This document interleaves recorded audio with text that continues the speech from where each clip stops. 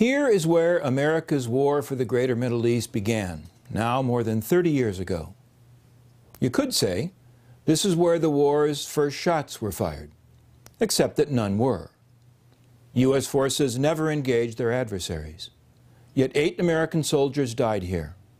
More than a few others suffered severe injuries. The location is a place to which the U.S. military assigned the name Desert One. Its location is some 200 miles southeast of Tehran. U.S. forces did not come to this place in the middle of nowhere to secure the world's oil supply or to wage a war against terrorism. They did not come to spread democracy, nor to demonstrate that the United States is the world's indispensable nation. They came instead with a more modest purpose in mind: to free from captivity several dozen of their fellow countrymen. Their mission ended in humiliating failure. Their efforts doomed by a combination of bad planning, defective equipment, poor coordination, and lousy luck. In retrospect, we may wonder if this small failure was a warning from the gods, a warning about the consequences awaiting the United States if it succumbed to the illusion that the exercise of military power could solve America's problems in the Islamic world. If so, policymakers in Washington chose to ignore that warning. The men who lost their lives at Desert One in April 1980 would by no means be the last Americans to die in America's war for the Greater Middle East. Over the ensuing decades, many more American deaths would follow. Not only Americans died, of course, so too did far larger numbers of non-Americans, variously classified as terrorists, militants, insurgents, enemy combatants, or civilians who happened to get caught in the crossfire. Toward what end? What drew the United States into its war for the Greater Middle East? What were Americans hoping their efforts might achieve? What have they actually achieved? Those are questions this course invites you to contemplate. When I was a young man, I believed that 1968 was the year when everything changed. The year began with the Tet Offensive, which made it plain even to me that the Vietnam War, an event in which I was destined to participate, was not going to end happily. After Tet came a political earthquake at home. President Lyndon Johnson announced that he was not going to run for re-election. Remember, 1968 was an election year, throwing the whole political scene into turmoil. In April, an assassin murdered Dr. Martin Luther King. Angry African Americans rioted, cities burned, a not uncommon occurrence in the United States during the 1960s. June brought another assassination. Senator Robert Kennedy was shot and killed in California while campaigning for the presidency. In August, a deeply divided Democratic Party convened in Chicago for its national convention.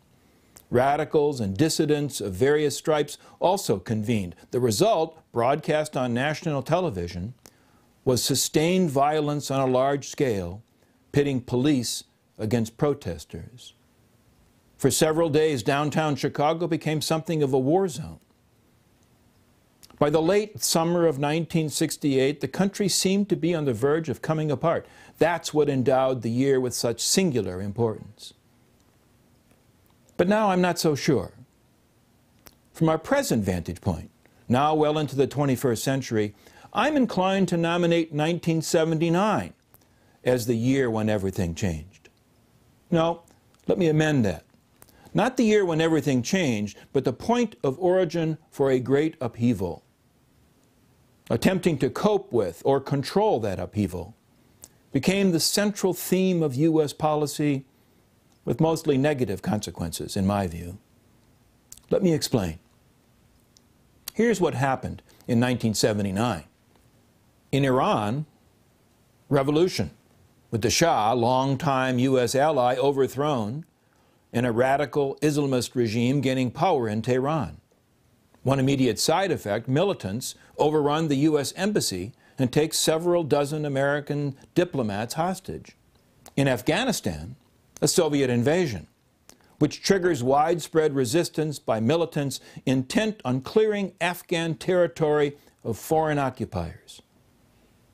In Iraq, Saddam Hussein, his ambitions matched only by his capacity for brutality, becomes president. In Saudi Arabia, radicals seize control of the Grand Mosque in Mecca. This holiest of sites in Islam becomes the scene of bloody firefights until eventually retaken. In Pakistan, meanwhile, General Muhammad Zia ul-Haq has embarked upon a campaign to transform his country into a thoroughly Islamist state. Where all this led, particularly how events such as these affected U.S. policy, is the topic of this course. In 1979, Jimmy Carter was midway through his presidential term. When he succeeded Gerald Ford, our only unelected president, Carter had inherited a mess. Americans were in a funk. The country as a whole was still suffering the after effects of the long 1960s, which had culminated in the Watergate scandal, leading in 1974 to the forced resignation of President Richard Nixon, and in the fall of Saigon the following year, driving home the immensity of the American failure in Vietnam. In his efforts to pull the United States out of that funk, Carter had enjoyed mixed success. In retrospect, he appears not especially well-suited or well-prepared for the presidency. A Naval Academy graduate, Carter had served as a nuclear submariner before resigning his commission in the early 1950s and returning to his home state of Georgia, where he ran the family peanut farm. Entry into state politics had culminated in a single term as state governor. In the presidential election of 1976, he was a fresh face, the outsider, someone with a pronounced sense of religiosity, promising to clean up Washington and put things back in order. Carter famously declared the United States, quote, free of that inordinate fear of communism which once led us to embrace any dictator who joined us in that fear, unquote. Rather than embracing dictators, he vowed to make promoting human rights and eliminating nuclear weapons the hallmarks of his presidency. He achieved limited success on these two fronts. Yet in many respects, it was the economy that proved Carter's undoing. One of the stranger fictions in American politics is that presidents somehow control the economic life of the nation. When the economy is booming, whoever happens to be occupying the White House claims credit. When the economy tanks, the president gets the blame. During the Carter presidency, the U.S. was afflicted by what observers at that time called stagflation. That is, a combination of low growth and a high rate of inflation. What did this mean in concrete terms? Well, by the summer of 1979, 7% of American workers were unemployed. The annual rate of inflation stood at 11%. The prime lending rate had reached 15% and was still heading upwards, meaning that car loans, business loans, and mortgages were prohibitively expensive. The overthrow of the Shah had triggered the second so-called oil shock. The first had occurred in the wake of the October War of 1973, which saw a huge spike in the price of gasoline. Foreign oil imports were steadily climbing. By 1977, 46.5% of all oil consumed domestically came from abroad. Americans were now acutely conscious of how dependent the United States had become on energy coming not from Texas or California, but from places like Saudi Arabia and Iran. In a sense, the Iran hostage crisis occurred in a context of a larger, not fully acknowledged hostage crisis, one in which the country as a whole found itself held hostage by those who controlled the energy that fueled the American way of life. In some of the ways that mattered most, the United States, although a superpower, was no longer the master of its own fortunes. It could no longer claim to be genuinely independent.